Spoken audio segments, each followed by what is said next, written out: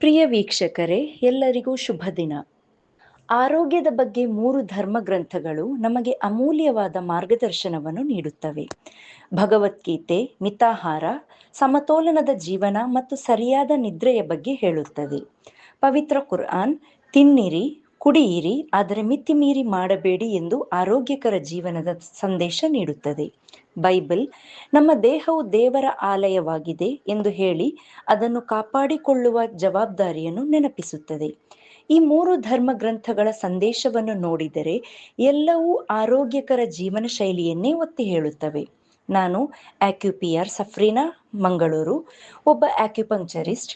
ನಮ್ಮ ಬಳಿ ಚಿಕಿತ್ಸೆಗೆ ಬರುವ ಪ್ರತಿಯೊಬ್ಬ ರೋಗಿಗೂ ಚಿಕಿತ್ಸೆಗಿಂತ ಮೊದಲು ಜೀವನ ಶೈಲಿಯ ಬದಲಾವಣೆಗೆ ಹೆಚ್ಚು ಮಹತ್ವ ನೀಡುತ್ತೇವೆ.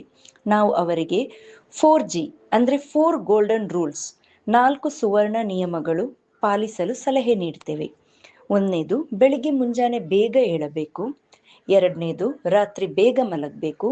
3ನೇದು, ನಿಜವಾಗಿ ಹಸಿವಾದ್ರೆ ಮಾತ್ರ ಆಹಾರ ಸೇವಿಸಬೇಕು. 4ನೇದು, ದಾಹವಾದ್ರೆ ಮಾತ್ರ ಕುಳಿತುಕೊಂಡು ನೀರು ಕುಡಿಯಬೇಕು. ಈ 4 ಸರಳ ನಿಯಮಗಳನ್ನು ಪ್ರತಿಯೊಬ್ಬರೂ ತಮ್ಮ ಜೀವನದಲ್ಲಿ ಅಳವಡಿಸಿಕೊಂಡರೆ ಅನೇಕ ಆರೋಗ್ಯ ಸಮಸ್ಯೆಗಳನ್ನು ತಡೆಯಬಹುದು. ಉತ್ತಮ ಜೀವನ ಶೈಲಿಯೇ ಉತ್ತಮ ಔಷಧಿ. ಆರೋಗ್ಯವನ್ನು ಕಾಪಾಡಿಕೊಳ್ಳುವುದು ಚಿಕಿತ್ಸೆಗಿಂತಲೂ ಶ್ರೇಷ್ಠ. ಆದ್ದರಿಂದ ಧರ್ಮಗ್ರಂಥಗಳ ಮಾರ್ಗದರ್ಶನ ಮತ್ತು ಉತ್ತಮ ಜೀವನ ಶೈಲಿಯನ್ನು ನಾವು ಅನುಸರಿಸಿದರೆ ಆರೋಗ್ಯಕರ ಮತ್ತು ಸಂತೋಷದ ಜೀವನ